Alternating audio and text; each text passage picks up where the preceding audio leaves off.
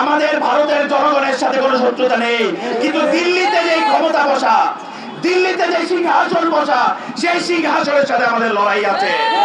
এই লড়াইয়ের জবাব নেপাল দিয়েছে, এই লড়াইয়ের জবাব মালদ্বীপ দিয়েছে, এই লড়াইয়ের জবাব শ্রীলঙ্কা দিয়েছে। এবার সময় এসেছে এই লড়াইয়ের জবাব বাংলাদেশ দিবে। আমরা এমন একটি সময় অতিবাহিত করছি যেই সময়ে আমরা যে একটু শান্ত থাকবো, আমরা যে একটু আমাদের দেশ গঠনের কাজ করব, সেই দিকে আমাদের মনোযোগ দিতে আমরা সময় পাচ্ছি না। কারণ একের পর এক ষড়যন্ত্র আমাদের উপর হচ্ছে, একের পর এক ষড়যন্ত্র আমাদেরকে নিয়ে করা হচ্ছে।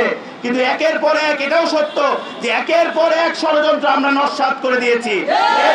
জনগণ একের পর এক ষড়যন্ত্র নস্যাৎ করে দিয়েছে। বন্ধুরা, ভারতের সেই মোদীর সরকার, তাদের উদ্দেশ্যে একটা কথা শুধু বলতে চাই, আপনি নিজে একজন সাম্প্রদায়িক সরকার, সেই সাম্প্রদায়িক সরকারের কাছ থেকে বাংলাদেশের মানুষের অসাম্প্রদায়িকতা শিখতে হবে না। বাংলাদেশের মানুষ ৭১ সালে তার যে সাম্প্রদায়িকতার উপর যে তার প্রশ্ন, সেই প্রশ্নের উত্তর ৭১ সালে দিয়েছে।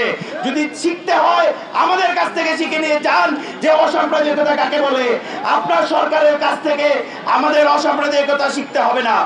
আর আরেকটি কথা আমি বলতে চাই, ভারত সরকার আগরতলায় ৩ জন পুলিশকে সাসপেন্ড করেছেন, ৭ জনকে গ্রেফতার করেছেন। আপনাদের যা ইচ্ছা আপনারা তা করেন।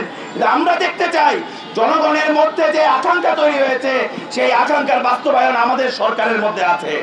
আমরা দেখতে চাই ভারতের সাথে যে এক গাদা অসম চুক্তি, এক গাদা বাংলাদেশকে বিকিয়ে দেওয়ার যে চুক্তি শেখ হাসিনা করে গিয়েছেন, সেই চুক্তিগুলো বাতিল করতে হবে।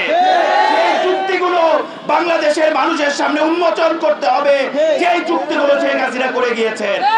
আমরা দেখতে চাই আমরা ৫৩ বছরে আমাদের পানির ন্যায্য হিস্সা পাইনি।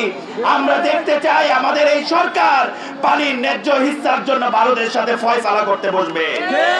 আমাদের দাবি কোনটা ভারতের প্রতি না, আমাদের দাবি আমাদের সরকারের প্রতি। কারণ আমাদের সরকারকে জনগণের যে আকাঙ্ক্ষা, সেই আকাঙ্ক্ষার উপর দাঁড়াতে হবে। আমাদের সরকারকে এক হতে হবে, জনগণ তার সাথে আছে। ভারতের প্রশ্নে ভারতের সাথে একটি ফয়সালা আমাদের প্রয়োজন। একটি কথা বলে শুধু শেষ করবো বন্ধুরা, আমাদের পৃথিবীর কোন দেশের সাথে শত্রুতা নেই। আমাদের পৃথিবীর কোন দেশে কোন ধরনের সরকার, সেই সরকারের কি না কি তা নিয়ে আমাদের কোনো শত্রুতা নেই। কিন্তু বাংলাদেশ প্রশ্নে যে বাংলাদেশের মর্যাদা ক্ষুণ্ণ হবে যেখানে, সেইখানেই আমরা বিরোধ করব।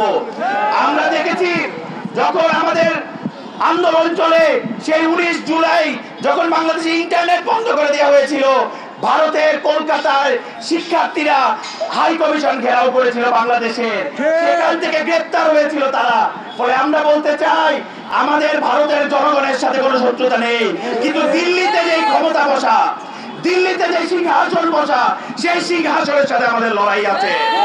এই লড়াইয়ের জবাব নেপাল দিয়েছে, এই লড়াইয়ের জবাব মালদ্বীপ দিয়েছে, এই লড়াইয়ের জবাব শ্রীলঙ্কা দিয়েছে।